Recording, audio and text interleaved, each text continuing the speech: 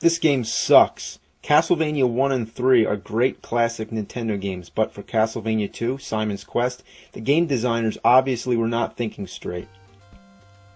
At first, it seems like a pretty decent game, a little different from the first in the series, but that's okay.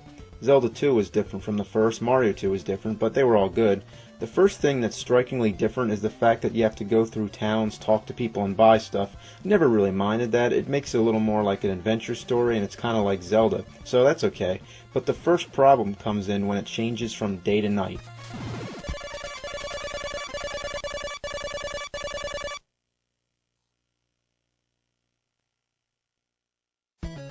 Why does this need to happen so often? Like every 5 minutes? Why does it take so long? Nobody feels like sitting through this every time. How would you like it if you were playing a game and then every 5 minutes I came over and paused it, then counted 10 tedious seconds and then let you continue to play the game?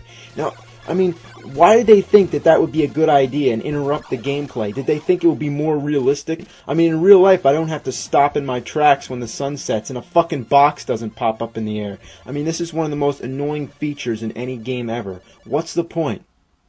Yeah, I mean, the monsters are stronger at night and the stores are closed, but why is that necessary and why does the game have to stop? It's fucking retarded. And why do you have to die when you fall in the water? That's the stupidest thing I've ever seen. This guy can go all over fighting hordes of evil monsters, but he can't even fucking swim?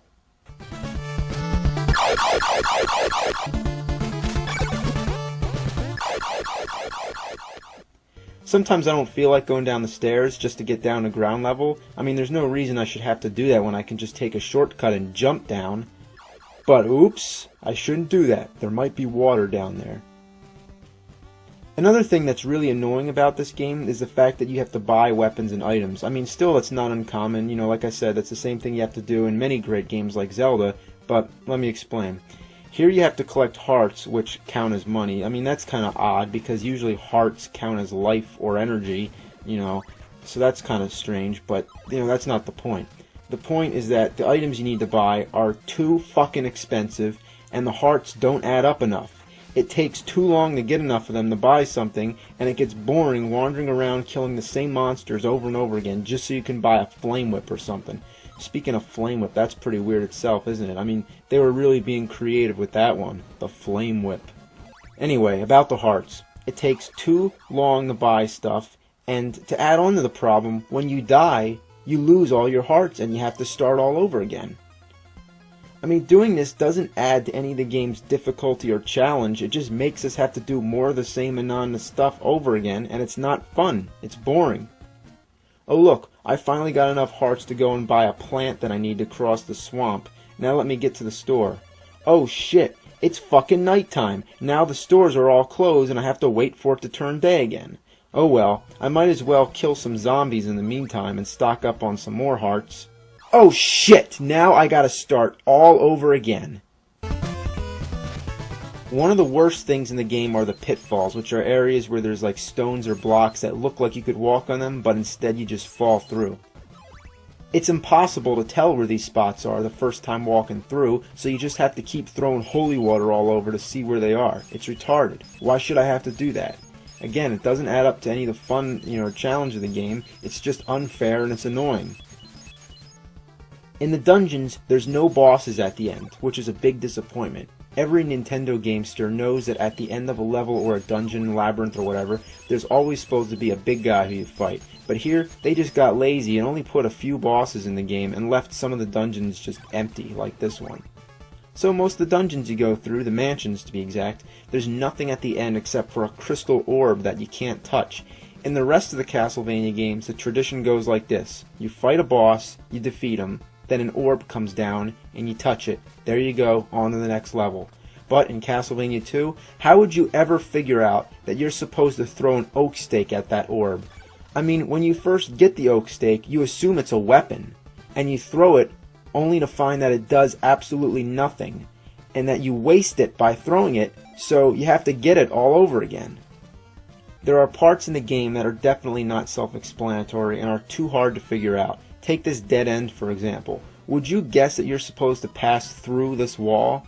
How? You have to kneel down by it for like 10 seconds. Now still, that's not enough to make it so cryptic and hidden that we can't figure it out. Oh, please give us more for our buck and make it harder so we can wander around the whole game and exhaust every possibility before we find out.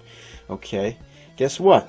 You need to have a red crystal selected and be kneeling down and wait a little while before this magic tornado comes and takes you to the next part of the game.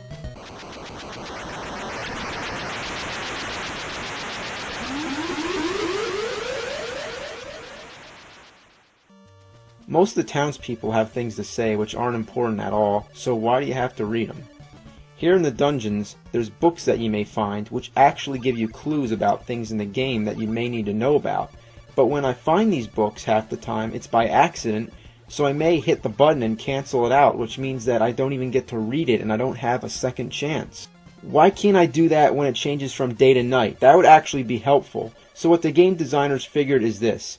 It isn't absolutely necessary for me to read about how to find Dracula's castle or what I'm supposed to do with an oak stake, but what I do need to read, again and again, constantly, is the morning sun has vanquished the horrible night. How about vanquish this horrible game? The only sure way to get through this awful game is to enter a code, but even that is way more tedious than it should be. While most of the Castlevania games have symbols you enter for a code, this one just has a whole bunch of numbers. I mean, like, one of those little parts would be enough for a password, but why 4? Like, why so many? In general, I hate games that have passwords like this because sometimes they have uppercase and lowercase letters. Like, the L's, look like I's, the zeros look like O's, the 8's look like 5's. So, why does there have to be so many digits? Like, why can't it just be numbers or something? Like, just numbers and not letters. I mean, it takes me like 5 minutes to enter this code when it should only take like 5 seconds. It's friggin' stupid. Okay, so say we enter the code and we go to Dracula's castle. You'll be pretty disappointed how anticlimactic this game is. It isn't even worth putting in a code, let alone playing the whole game all the way through, which if you did, I feel bad for you. I mean, first of all, there's no enemies in Dracula's castle. You just walk all the way through, and the only obstacles are just like going up and down steps, which won't hurt you, and they aren't challenging either. They're just tedious. I mean, what the hell is the point of going through the castle if there's nobody to fight? Did the game designers just like run out of time or something? So then you get up to Dracula, and guess what? He doesn't look anything like Dracula. Instead, he looks like a Grim Reaper, and he throws sickles. I mean, did the people who made this game even know what Dracula is? He's a fucking vampire. Alright, on top of everything, Dracula's way too easy. Check this out. This is a trick that I discovered myself, and so could you without the help of any strategy guide. When Dracula first appears, he stands there for a while, and he gives you plenty of time to land lots of free hits. Not only does he stand there for a long time, but everything that hits him will stun him and give you even more time. Naturally, you'll probably be using the flames because it's one of the most effective weapons in the game, but using it against Dracula, it makes it simply impossible for him to even do anything. He has no chance. The second you start throwing that shit at him, you've already won. I mean, why is it that easy? Did they even test the shitty game out before they released it? What a piece of shit. I mean, I feel horrible that I had to play this game in order to make this video, but I did it to demonstrate its dreadfulness, and I forced myself to play it just so that you don't have to. So you should thank me for telling you to stay away from this horrible, steaming pile of goat shit. I mean, I know it's useless complaining about a game that was made back in the late 80s or earlier 90s or whatever, but it just blows my mind how fucking horrible it is. I mean, it's consistently annoying. Why? Why is it so bad? If all these problems were changed, then we'd have a great trilogy of classic Castlevania games, but history is history, and we might as well try to count Castlevania 3 as, the second in the series, and leave this awful piece of horseshit alone, as it stands today as one of the biggest fuck-ups of all time. Thank you for listening. Good night. The ending sucks too.